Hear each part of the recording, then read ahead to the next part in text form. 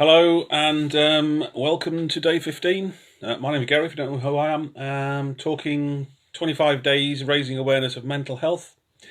And today we're going to be talking about suicide. And how do you start talking about something like suicide, taking your own life? So first of all, I want to apologise if during my discussion I use the words commit. Okay? Commit suicide was used in the past because suicide was illegal. You were, prosecuted. If you'd survived, you were then prosecuted for trying to kill yourself. It is no longer an offence, but I come from an era where commit suicide was the general term. So if I do slip into that, just sort of forgive me for that, and I will try and correct it as much as possible, and we'll go from there. Secondly, I'm probably going to stray into some other bits and pieces, and particularly because once I started doing some extra research about today, and I wanted to do some extra research about today, particularly around veterans suicide, because today being the 6th of June, marking one of the longest days in the Second World War for a lot of people, some were the shortest day that were killed on the beaches. I want to sort of mark. And again, this does not denigrate anybody else's life so far, or the things that they've experienced, and particularly where you've got people working in the NHS and blue light workers, or anybody else that is exposed to traumatic events. But it has long been recognised that people exposed in the military to war have quite a lot of mental health issues. So I wanted to sort of do a little bit of research around veteran suicide. And it's interesting. So the general consensus is that there is a problem. And I want to sort of just go back a little step and just say 2018 is the first, so the last year that they did full figures in the UK of how many suicides there were. Okay, so in 2018, there were 6,507 people that took their own lives in the UK, just in the UK. Now, that is a horrendous number as far as I'm concerned. Any one person that chooses to end their own life, for me, and again, I'm going to talk about my story in a moment. Again, it's reached a point where they have no alternative. There's no other choice. And that's quite sad, really, isn't it? When we think about other human beings have nothing else they can do, no one else they can turn to, nothing else they can feel that they can do other than end their own life to take away whatever it is that they're suffering from. The idea, I suppose, is the fact that when we're talking about suicide, okay, we're talking about not just a minority of people. We're not talking about a type of person. We're talking about everybody, because there's no sort of fixed demographic of the types of people. However, there are certain age groups that are more prevalent to suicide, and the biggest group at the moment, and there's sort of fluctuation from last year to this year. It's actually skipped a year group. So 2018, the highest proportion of suicides in the UK was in the 45 to 49 male group. Okay, and sort of numbers are 27 per 100,000 people within the UK, and that is quite phenomenal, really. So females, were there, but less than a third of that. So 3 times as many men have committed suicide in 2018 in that 45 to 49-year-old group. Worryingly, there's an increase in the under 25s, and particularly in the females under 25s, and as young as 10 have been marked down as taking their own life.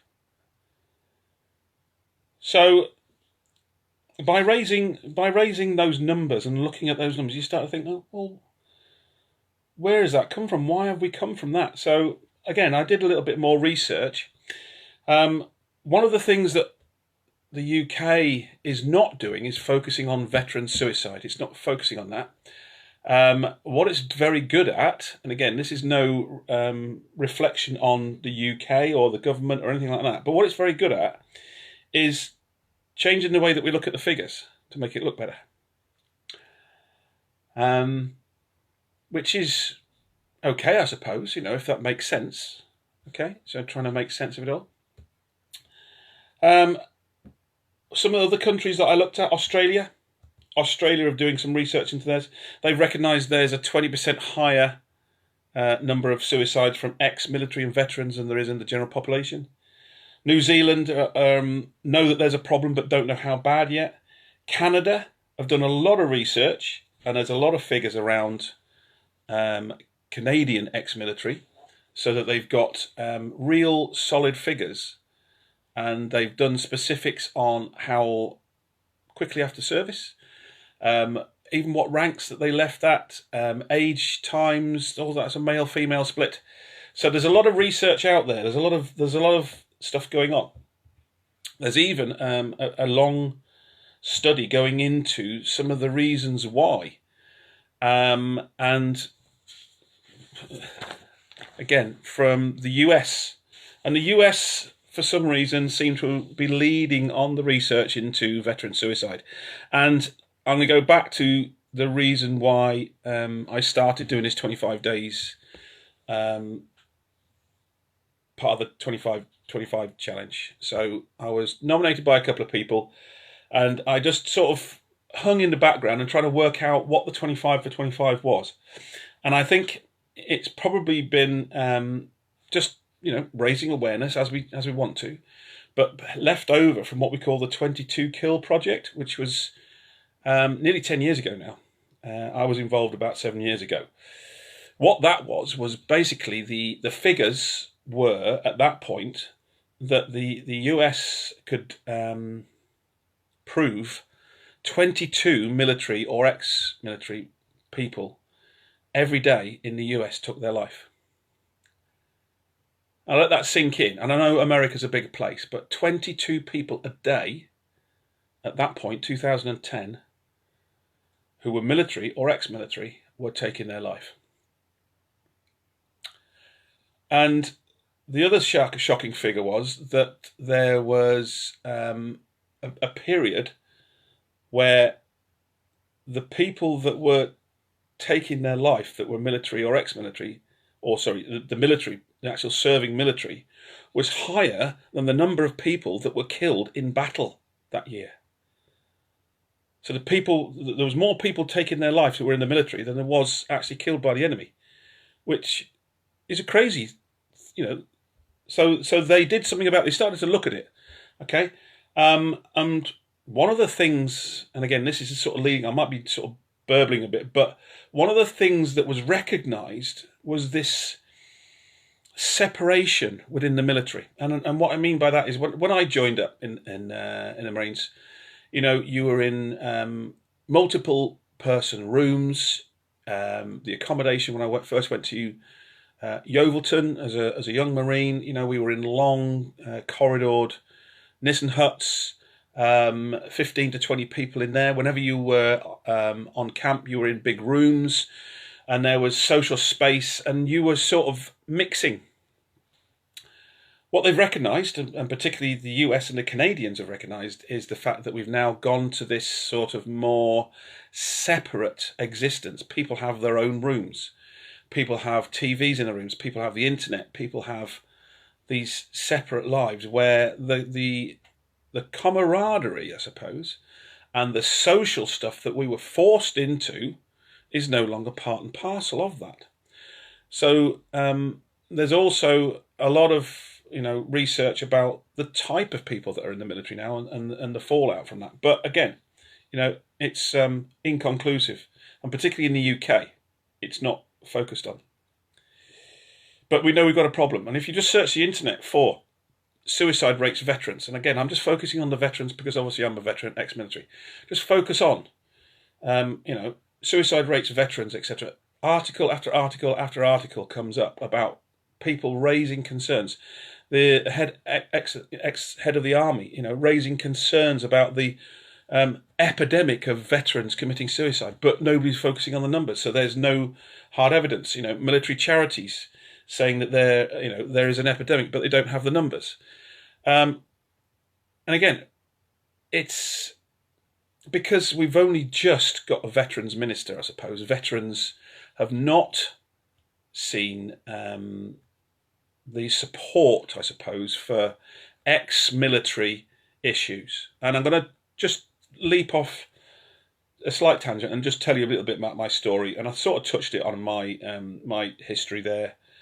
When I left the military, when I left the Marines, and I left 2003, and it was literally one day you were in the Marines, the next day you handed your ID card on, you walked away, and that was it. There was nothing else there. And for 23 years of my life, the Marines were my family. The Marines were everything. It was the thing that I wanted to do from a very early age. I wanted to be a soldier. I wanted to be a commando. I wanted to wear the green beret. I wanted to be the part of that family, and I was part of that family. But once you leave the military, you are no longer part of that club. It instantly stops. Yes, you'll still have buddies there. Yes, you'll still go to reunions. Yes, but you are no longer part of that club. And that was quite a hard thing for me to sort of get to grips with. And the other point for me, particularly on my story, was at that point I was having real issues in my personal life with my then first wife, and it resulted in within a year of me leaving the Marines. In fact, less than that. Within the year, I'd become divorced and moved out of the family home and moved out. So I'd not only had I lost my place within the Marines, my feeling of purpose, feeling of who I was, I also then lost the family that you fall back to, your sort of base. And when we looked back at the Maslow's hierarchy, that place where you feel secure. So I'd lost my purpose and I'd lost my security, family feeling, and that feeling of unconditional love, of giving love and receiving love, etc. So at that point, I did contemplate ending my own life. I did contemplate suicide because of the pain that I was in, the fact that I'd lost all of this identity as being a Marine.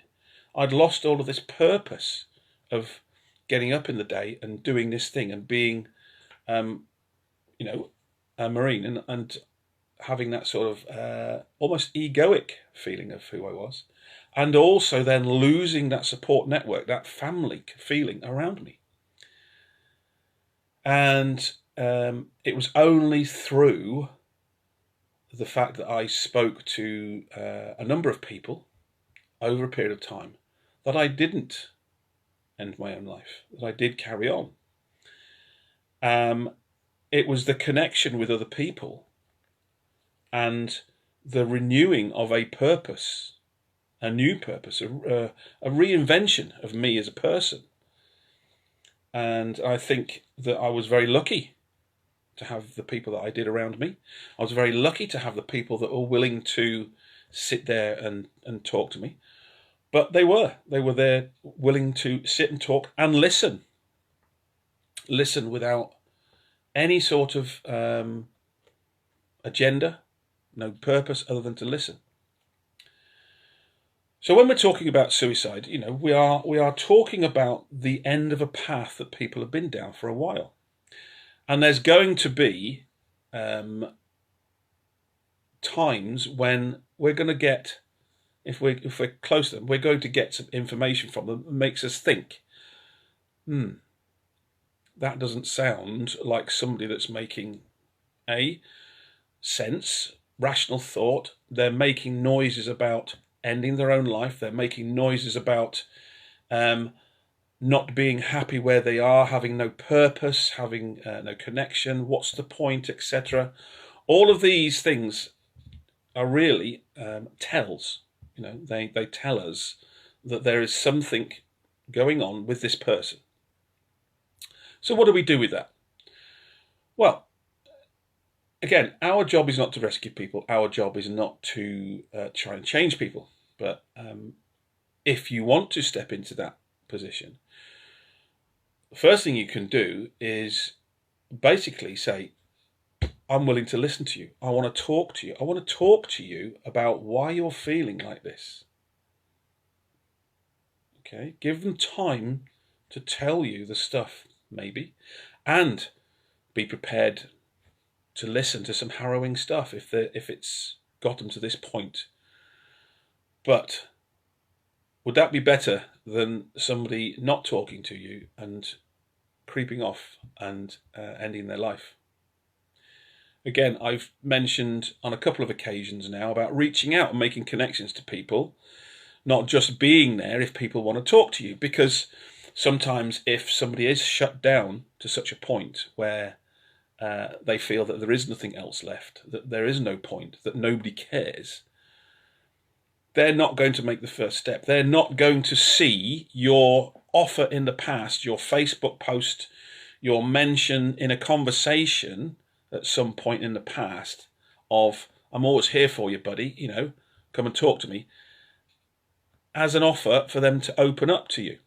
Okay, it will probably take something more, a bit of action from you to make that connection. And again, they will only open up to you if they feel confident that whatever they're going to say is not going to be judged. So again, by making that connection before you need it, before they get to a point where it's no concern, no point carrying on, etc., you've made that connection.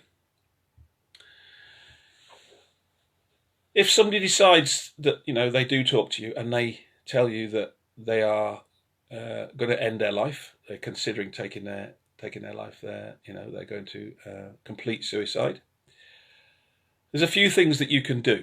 Okay, so first things not to do. So don't make fun of it, don't belittle it, don't make a joke about it, don't try and say, oh come on, you don't mean that, sort of thing.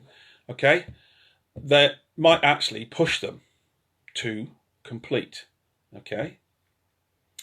Secondly, whatever somebody says something about ending their life around suicide, take it seriously.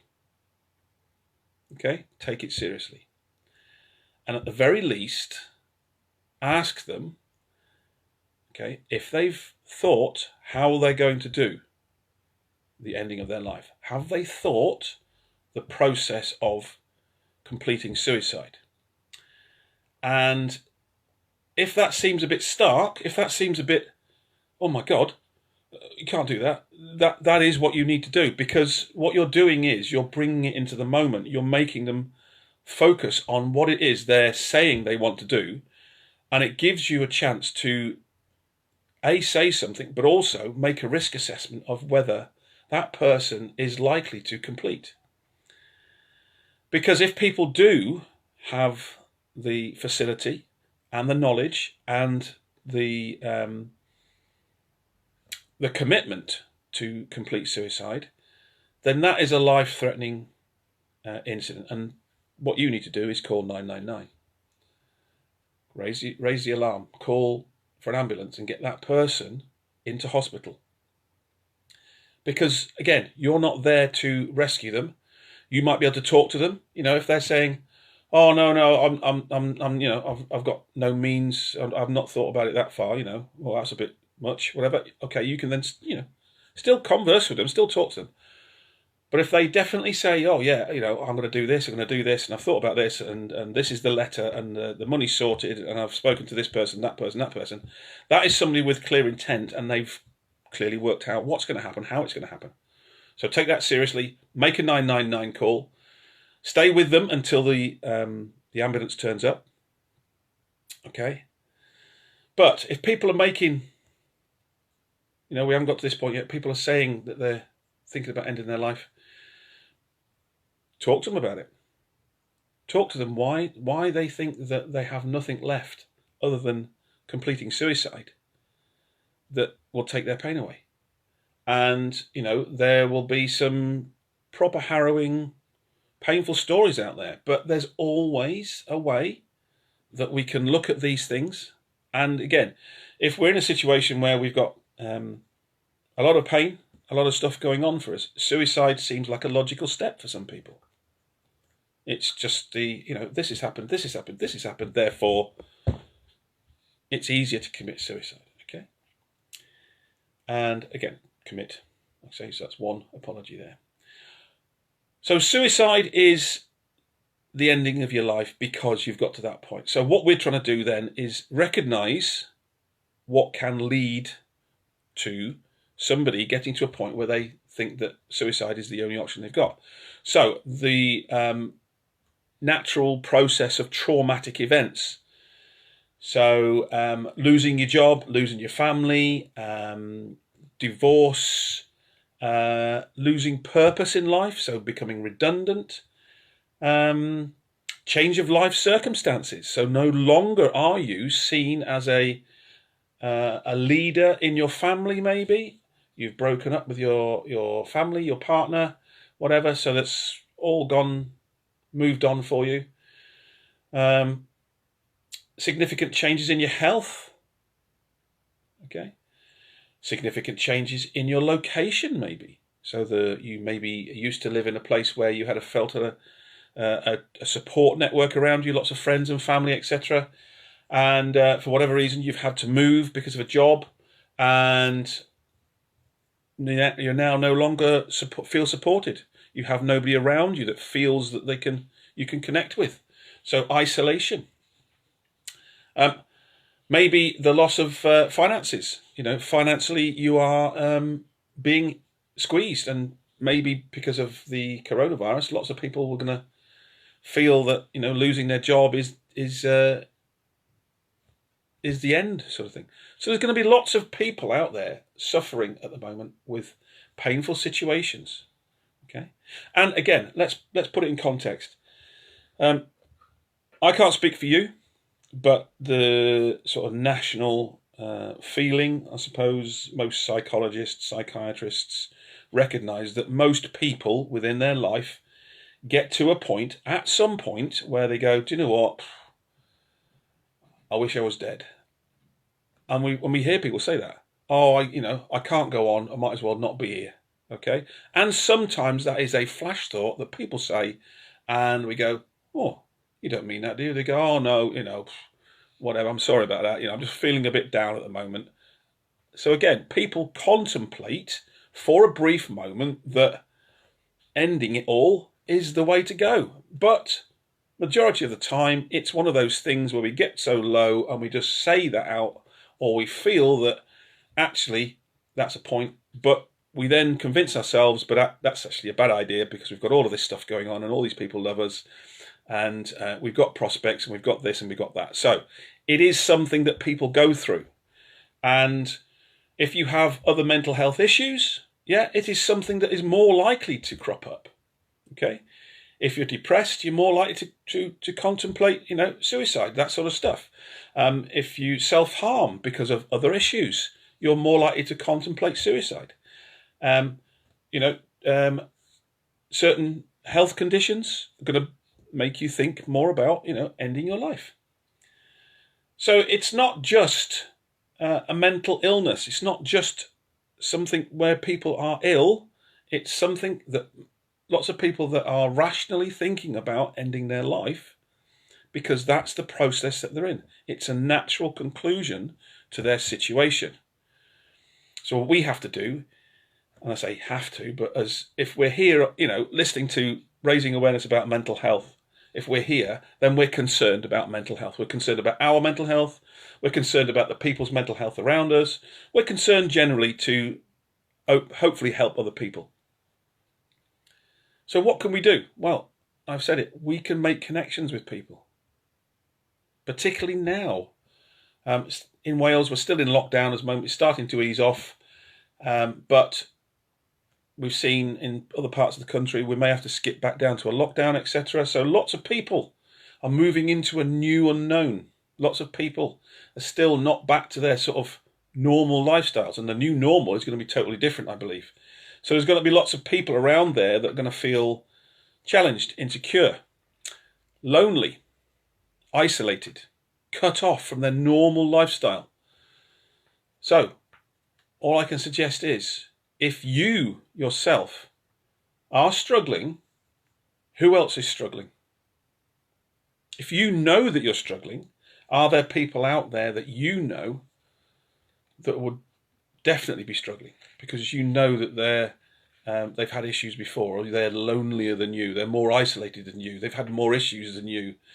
There's certain character types that are more prone, to having suicidal thoughts.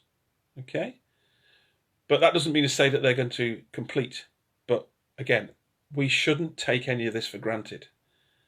The reason why the UK does not focus on veteran suicide is because we don't talk about it. The reason why is because it's not a big issue out there for everybody to know about, because it's just dumbed down. And if you go online and look at the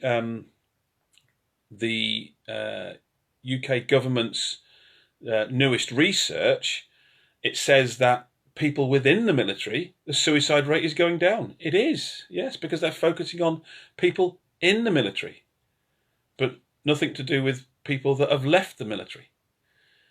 People leave the military for all sorts of reasons. People leave the military because their service is finished and there's sort of preparation for that.